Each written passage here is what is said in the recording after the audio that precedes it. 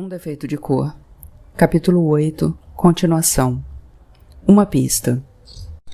Sempre que chegava a carta da Bahia, eu ficava olhando para ela durante um bom tempo, retardando o momento de abrir e aproveitando um pouco mais a ideia de que ali poderia estar o seu nome e a morada da pessoa para quem você tinha sido vendido. Mas as cartas só levavam outro tipo de boa notícia, como o do noivado da Mariana, a segunda filha da Sinhazinha, que estava marcado para o fim do ano. Por sorte, eu não sabia quão importante seria a festa, pois não sei como teria sobrevivido a todos aqueles meses, porque o ano se arrastou sem grandes novidades, sem progresso algum.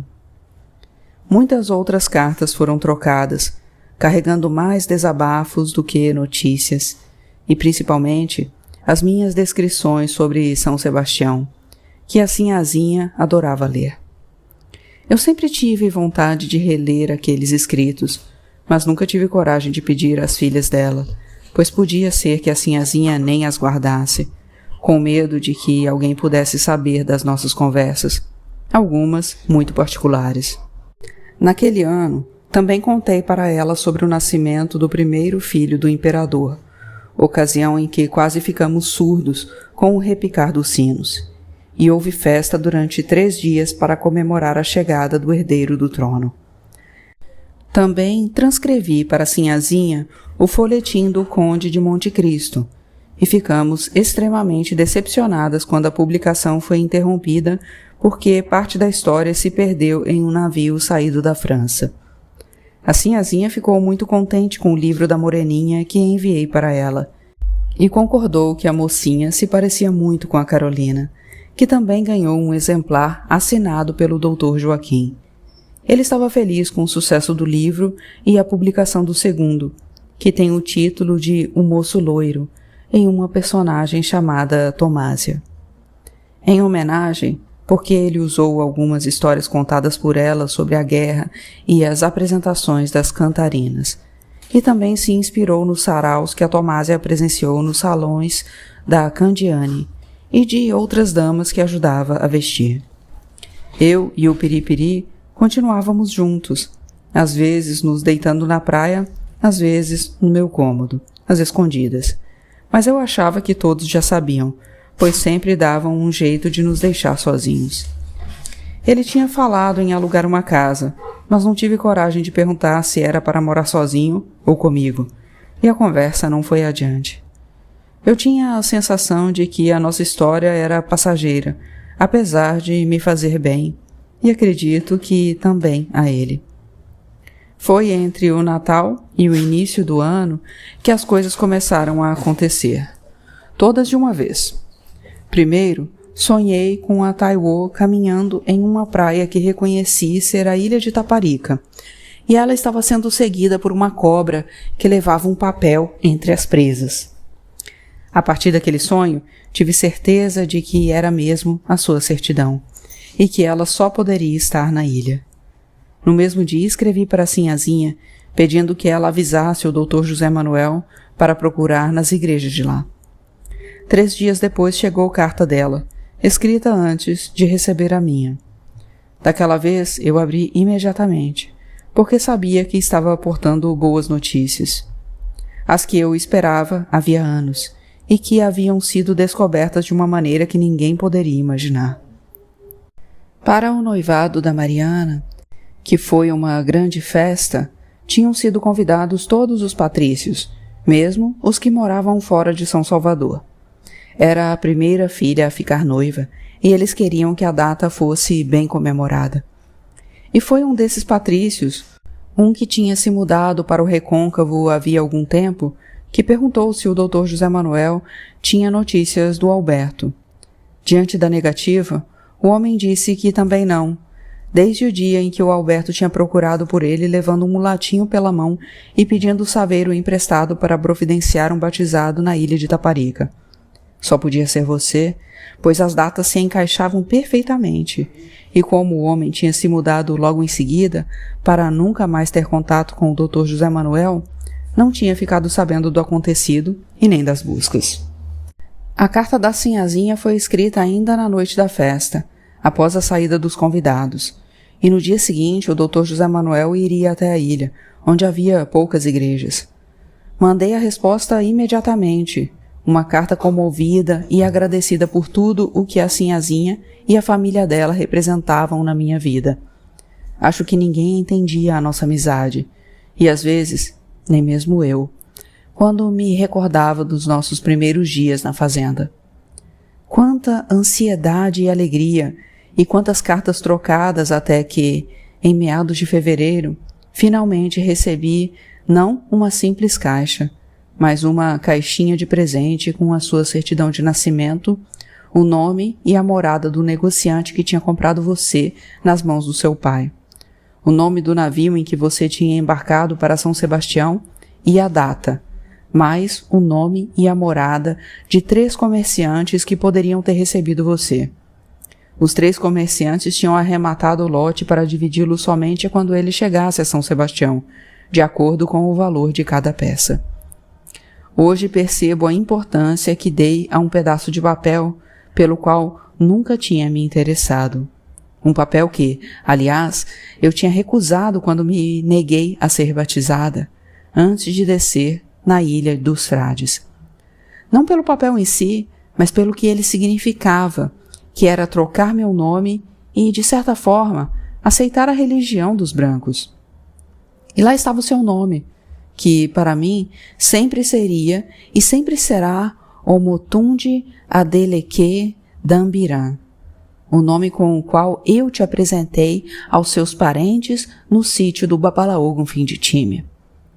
A primeira morada era de um mercado em Santana, a segunda de uma casa de secos e molhados em São José, e a terceira de uma loja de velas, ali mesmo na Candelária, quina com a Rua do Sabão. Quantas vezes eu já tinha passado por aquela loja sem ter me interessado em entrar, porque nunca me pareceu um lugar que pudesse vender escravos. Foi a primeira que procurei, não só por ser mais perto, mas também por não ter pernas para ir até outras que, por sinal, nem ficavam tão longe.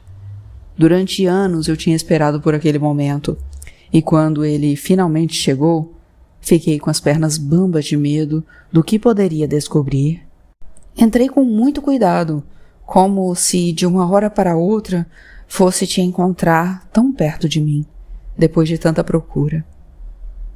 Tão perto. Fui atendida com muita má vontade por um caixeiro magro e alto, enfiado em roupas nas quais provavelmente caberiam 2 ou 3 dele. Demorou muito para que me desse atenção e entendesse o que eu estava procurando, depois de ter tentado me despachar dizendo que havia mais de 3 anos que não comerciavam escravos, somente velas. Mas eu insisti, e quando eu disse que podia pagar pela informação, ele se interessou. Olhou com mais atenção os papéis que eu mostrava, com as datas, os nomes, e ficou de ver o que conseguiria com o tio, que era o dono da loja. Disse que talvez ainda tivessem os livros de controle, onde poderia encontrar alguma anotação feita mais de 5 anos antes. Fiquei de voltar em 2 dias, tempo pedido pelo caixeiro, que se vendeu por bem menos do que eu estava disposta a pagar por qualquer informação que me levasse a você. Nesse meio tempo, procurei nas outras 2 moradas, mas algo me dizia que seria mesmo a Rua do Sabão.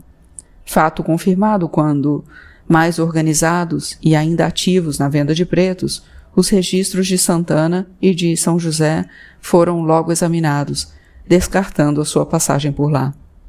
No dia combinado, eu já estava na porta da loja de velas quando o caixeiro chegou para abri-la, carregando alguns livros embaixo do braço e perguntando se eu estava com o dinheiro. Era a confirmação que eu precisava de que ele tinha encontrado seu rastro.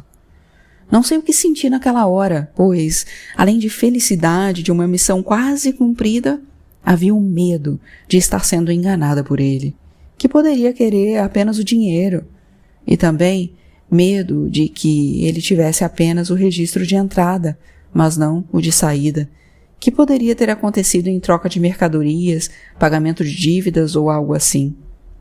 Com o livro fechado sobre o balcão, o caixeiro queria que eu desse mais dinheiro, dizendo que o trabalho tinha sido grande, mas eu sabia que não era verdade, depois de todas as informações que eu tinha passado. Com o nome do Patacho e a data de saída de São Salvador, a única coisa que ele teve que fazer foi calcular o tempo de viagem e procurar pelo seu nome. Arrisquei dizendo que só daria mais dinheiro se ele me desse mais informações do que tinha prometido, que eram o nome e a morada da pessoa para quem você tinha sido vendido, o que acabou funcionando. Contrariado, ele abriu o livro longe das minhas vistas, sentado a uma secretária no fundo da loja, e passou algumas informações para um pedaço de papel que me entregou dobrado, depois de contar o dinheiro que eu tinha deixado no balcão. Não tive coragem de abrir o papel ali, no meio da rua, e fiz o caminho mais longo até chegar em casa, enquanto pensava em todas as etapas daquela busca que parecia estar chegando ao fim. Quando entrei, a dona Balbiana, o Mongo, a Joana, o Maboque e o Homicias estavam à minha espera na cozinha. Durante os 2 dias anteriores, não se tinha falado de outro assunto naquela casa, todos felizes com a notícia. Fiquei decepcionada por não ter visto o Piripiri entre eles, porque ele ainda estava em casa quando eu saí. Antes que eu desdobrasse o papel, o Maboque tirou uma erva de trás da orelha e passou sobre ele, dizendo que estava certo, que o que estava escrito ali realmente me levaria até você, mas ainda haveria um longo caminho a percorrer.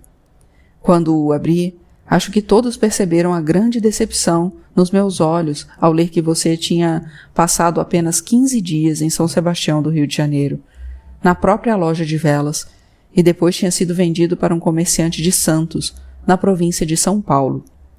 Todos me disseram para não desanimar, pois, estando no rumo certo, era apenas uma questão de tempo para chegar até você. Disseram também que Santos era uma cidade menor que São Sebastião, onde seria até mais fácil procurar. Tentei acreditar nisso, mas, à noite, chorei muito nos braços do Piripiri, quando ele subiu às escondidas para se deitar comigo. Acho que ele também ficou triste com a notícia e perguntou quando eu pretendia partir. Para falar a verdade, eu não tinha pensado na partida, ou melhor, ainda não tinha pensado no que deixaria para trás ao partir, e com certeza a falta do Piripiri seria das mais sentidas. Não havia dúvidas de que eu deveria deixar a cidade o mais rápido possível, mas preferia ter ficado. Preferia ter encontrado você em São Sebastião, ter alugado uma casa onde talvez até convidássemos o Piripiri para morar, se você se desse bem com ele. Despedidas. Mesmo contrariado, foi o Piripiri quem providenciou a minha partida, pois, trabalhando nos armazéns da alfândega, ele facilmente conseguiu informações sobre navios que partiriam para Santos. Havia um que poderia transportar passageiros dentro de 2 dias e outro dentro de 10, o que me deixou bastante dividida, pois eu queria tanto ir logo como queria ficar. A dona Balbiana começava a chorar assim que me via, dizendo que ia sentir muito a minha falta, como eu também sentiria não somente a dela, mas de todos que moravam naquela casa, até mesmo da Tomásia, com quem tinha convivido menos tempo. Eles conseguiram me convencer de que 8 dias a mais não fariam diferença, e foi com um pouco de remorso que concordei. Mesmo porque precisava de algum tempo para tomar providências, como vender o estoque de mercadorias e cancelar o envio de outras, que o Tico fazia quase semanalmente. Resolvido isso, aproveitei os últimos dias na cidade para me despedir dos amigos que tinha feito, como as vendedoras do canto, e para me divertir um pouco, aceitando todos os convites para festas, sempre acompanhada do Piripiri. Só nos divertíamos quando estávamos na companhia de outras pessoas ou em ambientes alegres, porque quando estávamos apenas nós dois e pensávamos que em breve teríamos que nos separar, mesmo que fosse por pouco tempo, a tristeza era maior que qualquer outra coisa. Eu pretendia voltar assim que te encontrasse, e ele me fez prometer isso várias vezes. O Piripiri desapareceu na hora da partida. Nos 3 últimos dias, tínhamos ficado juntos o máximo de tempo possível, e ele nem disfarçou quando subiu para o meu cômodo na última noite. Eu também não me importei em desobedecer à dona Balbiana, talvez porque já soubesse que não voltaria. Apenas dormimos abraçados, lembrando de coisas engraçadas que tinham acontecido nas últimas festas que tínhamos frequentado, principalmente a de coroação de rei e rainha do Congo e o desfile do entrudo, de onde voltamos imundos de terra, água e farinha que os foliões jogavam em todas as pessoas que encontravam pela frente. No entrudo, para se garantir em caso de confusão, o Piripiri foi usando o lenço que tinha ganhado do mestre Mibanji e que impunha grande respeito entre os capoeiras que se divertiam arrumando briga. Não era uma festa tranquila, pois de uma hora para outra alguém podia achar que um folião tinha se excedido na brincadeira e partir para a briga. Mas nos divertimos muito com uma turma de folia do Zé Pereira, que saiu pelas ruas tocando bombos e tambores, seguida por um grande número de pessoas. A coroação também foi bonita, com a presença de comitivas de várias tribos de África, todas muito bem vestidas e com ricos presentes para os novos monarcas. O rei e a rainha também foram abençoados por um padre, que nos recebeu na porta da igreja, jogou água benta nas duas coroas e disse que os soberanos estavam consagrados com o poder de Deus e de seus compatriotas. Boa mesmo foi a festa que houve depois, com muita comida, bebida e a apresentação de 2 feiticeiros que tinham até torcida na disputa de um jogo chamado Quimbumbia. Foi com esse jogo que mais me surpreendi, mas o Piripiri disse que os parentes dele sabiam de coisas que, se não fossem vistas, ninguém acreditaria que eram de verdade.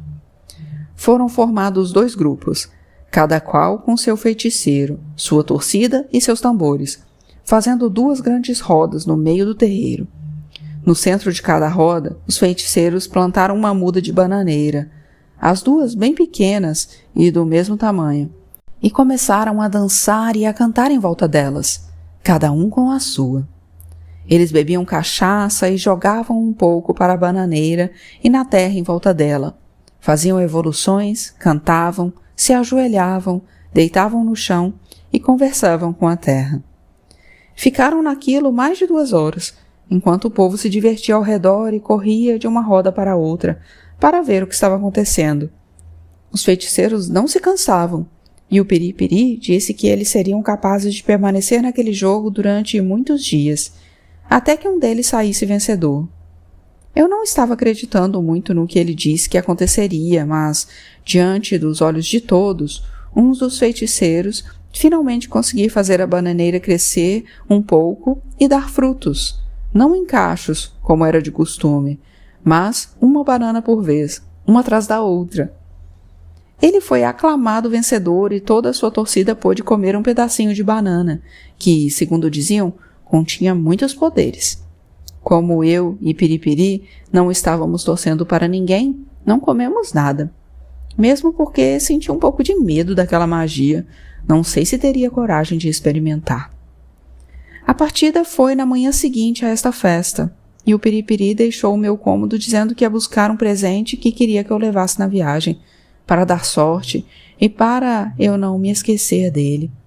As minhas coisas já estavam arrumadas, o dinheiro costurado no fundo do baú e no avesso da roupa, e fiquei um bom tempo sozinha no cômodo, com o coração batendo pequenininho por deixar aquelas pessoas de quem tanto gostava e aquela cidade que, de certa forma, tinha sido boa para mim. Também estava temerosa pelo que estava por vir, em outra cidade, em outra província, com outras pessoas. Quando achei que o Piripiri estava demorando e eu poderia me atrasar, desci atrás dele. Quase todos os outros estavam na cozinha para se despedirem de mim, e não preciso nem falar que foi uma grande choradeira. Aquela amizade era o mais perto de uma família que muitos poderiam chegar. O Buremo, a Rosário e o Estevão também foram se despedir, sendo que ela já estava completamente curada depois do tratamento com ervas do maboque, que na saída me deu um gris-gris de ervas para proteção. Quase todos me deram presentes, desde um dente de tigre de África até um farnel para ser comido durante a viagem. Fiquei decepcionada quando corri os olhos pela cozinha e não vi o Piripiri, mas também não quis perguntar por ele, pois tinha medo que as pessoas pensassem que tínhamos discutido ou algo assim, ou então que ele não estivesse se importando com a minha partida. Adiei a saída o máximo que pude, na esperança de ele ainda aparecer, até que ouvi o chamado do carregador contratado para levar o baú, um dos que trabalhavam na cooperativa de carregadores do cais, para evitar o problema que tive na chegada. Entendi a atitude do Piripiri quando, ao sair de casa, vi o lenço encarnado de capoeira preso à maçaneta da porta, e concordei com ele que foi melhor daquele jeito. A princípio, fiquei com pena de pegar o lenço para mim, por saber o quanto o Piripiri se orgulhava dele, o quanto tinha treinado para conseguir colocá-lo no pescoço. Mas também seria uma grande desfeita não pegar, já que ele tinha dito que queria me dar um presente, e nenhum outro seria mais caro e mais significativo do que aquele. Peguei o lenço e deixei no mesmo lugar uma bolsinha de tecido brocado que me acompanhava havia anos, uma das primeiras compradas com o dinheiro da venda de cookies e que eu também já tinha mostrado para o Piripiri como um dos meus pertences de estimação. Achei que seria uma troca justa, levando em conta o que aqueles presentes significavam para nós. No caminho até o cais, fui tentando me despedir das lembranças, porque queria deixar todas elas em São Sebastião do Rio de Janeiro. A prioridade dali em diante era sua busca, e talvez um dia voltássemos os dois para viver naquela cidade de que eu tinha gostado tanto, mais do que de São Salvador. Hoje penso se isso era a verdade mesmo, ou se apenas a lembrança dos acontecimentos tristes vividos em São Salvador me fizeram acreditar que São Sebastião era melhor, mas não chego a nenhuma conclusão, porque teria que experimentar novamente.